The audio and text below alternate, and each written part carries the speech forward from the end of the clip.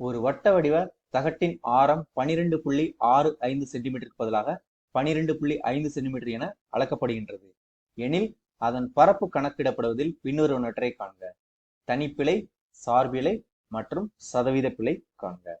First நம்ம இதுக்கெல்லாம் formula எழுதிக்கலாம்.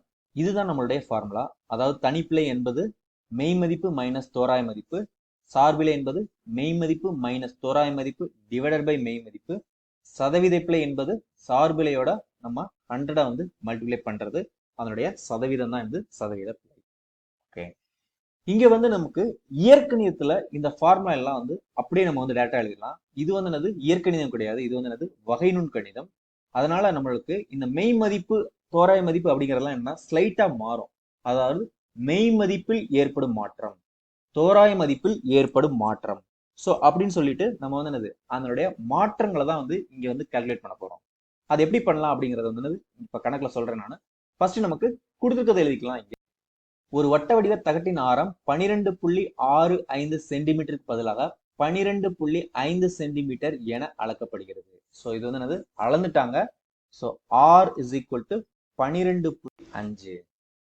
அடுத்து நமக்கு என்ன கொடுத்துருக்காங்க அப்படின்னா இன்டைரக்டா ஒரு இன்ஃபர்மேஷன் கொடுத்துருக்காங்க. அதாவது நம்மளுடைய ஆரத்தில் ஏற்படும் மாற்றம் டிஆர் அப்படிங்கிறது என்னது ஆக்சுவலா ஒரிஜினலா நமக்கு என்னது 12.65 தான் இருக்கணும். ஆனா நமக்கு என்ன இருக்குது அப்படின்னா 12.5 இருக்குது. ஓகே, சோ அதனால நமக்கு டிஆர் அப்படிங்கிறது 12.65 minus 12.5 this is equal to 0.15.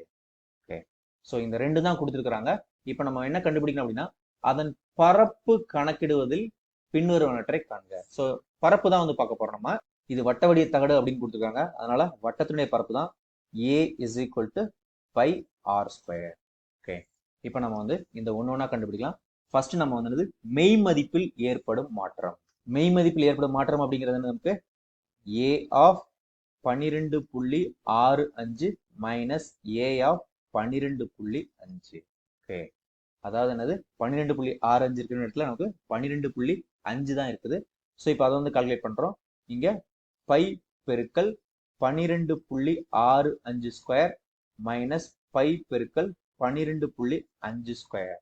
Okay, this is equal to இதனுடைய மதிப்பு என்ன அப்படின்னா 160.0225. ஓகே, பை மைனஸ் இதனுடைய மதிப்பு என்னது 156.25 பை. இதை கழிக்கும் போது நமக்கு என்ன கிடைக்கும் அப்படின்னா 3.7725 பை கிடைக்குது. ஓகே, இப்ப நம்ம என்னது மெய் மதிப்பில் ஏற்படும் மாற்றம் கண்டுபிடிச்சாச்சு.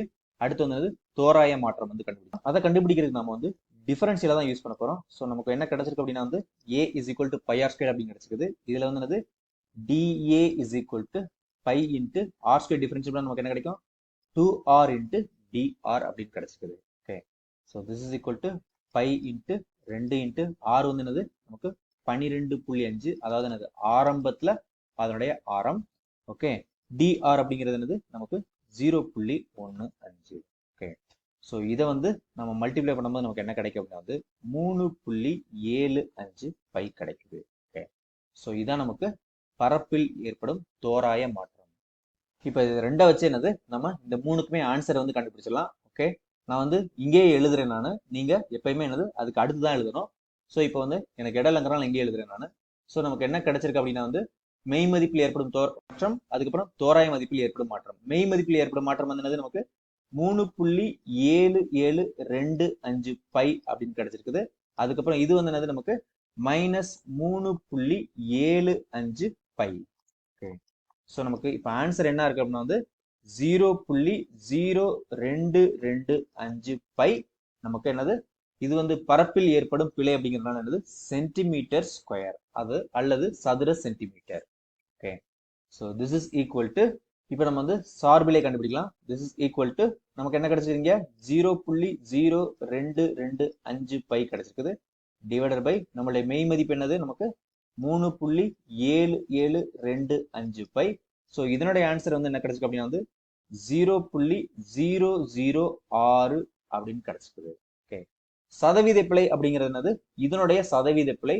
So this is equal to நமக்கு 0.006 பெருக்கல் 100% அப்படின்னு நமக்கு 0.00 வரும். இங்க என்னது புள்ளிக்கு அப்புறம் 3 ஸ்தானம் இருக்குது.